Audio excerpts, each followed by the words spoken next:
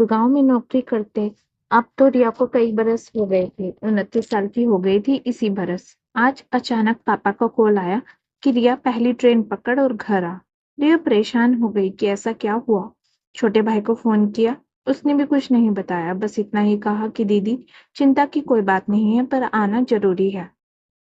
रिया ने कोशिश की थी तत्काल में टिकट बुक कराने की, परंतु नहीं हो पाई। आगरा तक का सफर बहुत लंबा तो नहीं था और उसने बिना रिजर्वेशन के जाने का सोचा। ट्रेन में भीड़ होने की वजह से बैठने की जगह भी नहीं मिल रही थी रिया को, तो वो जनरल बोगी में जगह बनाकर खड़ी हो गई। सामने की सीट पर एक अधेड़ उम्र का व्यक्ति बैठा हुआ था, जो दिखने में अभद्र प्रतीत हो रहा था। लड़की की नजरें अपने आसपास सब कुछ भांप लेती है। वहीं पास में एक 11-12 साल की बच्ची अपनी किसी रिश्तेदार के साथ थी, शायद नानी या दादी होगी। अधेड़ व्यक्ति हाथ से बार बार उस गुड़िया को छोड़ने की कोशिश कर रहा था। रिया कनखियों से देख रही थी। वो बच्ची बहुत असहज महसूस कर रही थी। उसकी रिश्तेदार नींद में भी थी और इसी बात का फायदा वो अधेड़ व्यक्ति उठा रहा था। अब रिया को बहुत गुस्सा आ रहा था, उस बूढ़े पर भी और आसपास बैठे नामर्दों पर भी। हाथ पर हाथ धरकर तो बैठा नहीं जा सकता था। रिया उठी और जाकर सीधा उस बूढ़े को बोला कि यहाँ से उठिए आप।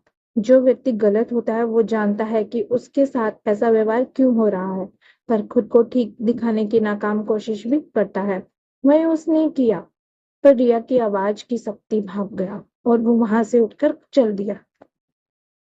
कभी कभी बस आवाज उठाना ही काफी होता है। रिया ने गुड़िया को सहज कराया और समझाया। एक चॉकलेट भी रिया ने उस गुड़िया को दी और हेडफोन लगा अरिजीत सिंह के गाने में खो गई। खैर स्टेशन आ गया आगरा कैंट का। बाहर देखा तो भाई लेने आया हुआ था और मन मन मुस्कुरा रहा था। रिया ने पूछा तो बोला, कुछ नहीं दीदी, बस गुनगुना भर दिया। सुन सुन सुन दीदी, तेरे लिए एक रिश्ता आया है। रिया ने ध्यान नहीं दिया। घर पहुंचते ही माँ बोली, जाओ चेंज कर लो, कोई आने वाला है घर। ग्वालियर से रिश्ता आया है और लड़का फौजी है और ये लोग आज ही देखने आ रहे हैं। लड़का अभी 2-3 रोज ही आया हुआ है। रिया चिड़चिड़ कर कर कहने लगी कि माँ बता तो देती, मैं कितने दिन से पार्लर भी नहीं गई हूँ। माँ बोली, अब तैयार हो जा, जा प्लीज, ये लोग आते ही होंगे। खैर ग्वालियर वाला सिंह परिवार आया और फौजी भी था, विक्रांत, लंबा तगड़ा रूबरू। रिया ने कनखियों से देखा तो लगा कि कहीं देखा हुआ इस जनाब को। रिया चाय लेकर गई तो सिंह परिवार को पहले ही नजर में भागी। विक्रांत की माँ बोली कि बच्चे को थोड़ा आपस में बात कर लेने दीजिए। रिया और विक्रांत छत पर आ गए।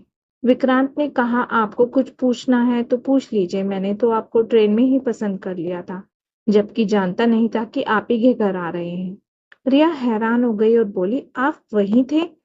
विक्रांत बोला, मैं पीछे की बोगी से जगह ढूंढता हुआ बस तभी पहुंचा था जब आप उस अराजक तत्व को हड़का रही थी। वो कुछ बोलता तो मैं बीच में आता, पर आपने तो खुद ही सब सॉल्व कर लिया था। विक्रांत बोला, मैंने तो ये दिल तभी आपके नाम कर दिया था कि लोग खुद के लिए खड़े नहीं हो पाते, दूसरों के लिए खड़े होने वाले निश्चित ही फौजन बनेगी, मेरी फौजन बनेगी। रिया को भी विक्रांत पसंद आ गया था। नीचे जाकर दोनों ने अपने अपने परिवार को अपनी रजामंदी बता दी और सब एक दूसरे को मिठाई खिलाने लगे। विक्रांत और रिया एक दूसरे को देख मुस्कुरा रहे थे।